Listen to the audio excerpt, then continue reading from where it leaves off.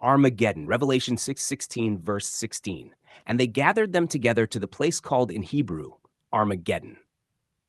When many people hear the word Armageddon, they imagine the destruction of the planet, world war, or the end of human history.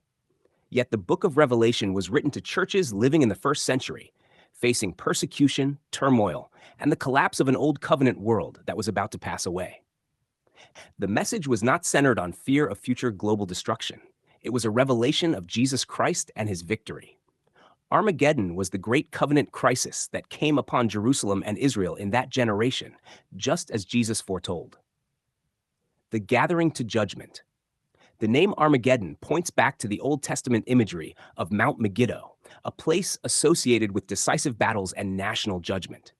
Revelation uses symbolic language drawn from the prophets to describe the climactic end of the Old Covenant age. Jesus warned clearly in Matthew 24 that judgment was coming upon Jerusalem. Truly I say to you, this generation will not pass away until all these things take place. The religious system that rejected the Messiah would come to its end. The temple, sacrifices, priesthood, and ceremonial order were all about to vanish. Armageddon was not about God losing control of the earth. It was about Christ taking his rightful throne and bringing the old order to completion.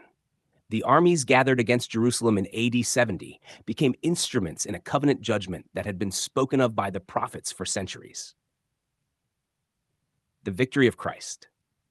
Revelation does not present Jesus as uncertain or threatened. He is the Lamb who already conquered.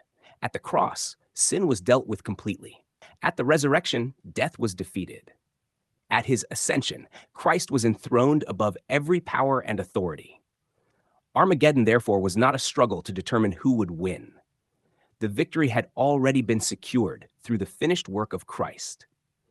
The judgment revealed in Revelation showed that the old covenant system had reached its conclusion and that the kingdom of Christ could never be shaken. Hebrews speaks of this transition. Yet once more I shake not only the earth, but also the heaven. This shaking removed what was temporary, so that what could not be shaken would remain. Believers were not waiting for acceptance from God. Through Christ, they already possessed righteousness, peace, and access to the Father. The end of the Old Covenant age. For generations, Israel lived under the law covenant with sacrifices, rituals, and temple worship. All of it pointed toward Jesus. When Christ came, he fulfilled what the law anticipated. The destruction of Jerusalem publicly demonstrated that the Old Covenant administration had ended. The temple was destroyed because the true temple had already come in Christ. No further sacrifices were needed because his sacrifice was perfect forever. No earthly priesthood remained because Jesus is the eternal high priest. No separation stood between God and his people because the veil had been removed. Armageddon symbolized the collapse of the old age and the full manifestation of the new covenant reality established through Jesus. A kingdom that cannot be destroyed. The book of Revelation is ultimately a message of triumph. Jesus reigns. His kingdom endures. The new covenant stands forever.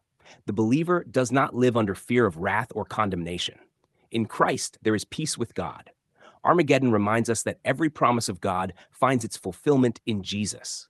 The old has passed away, and the new has come. Christ is not waiting for victory. He already reigns at the right hand of the Father, and his people share in that victory through union with him. The story of Revelation is not about despair, but about the triumph of the Lamb who was slain and now lives forevermore.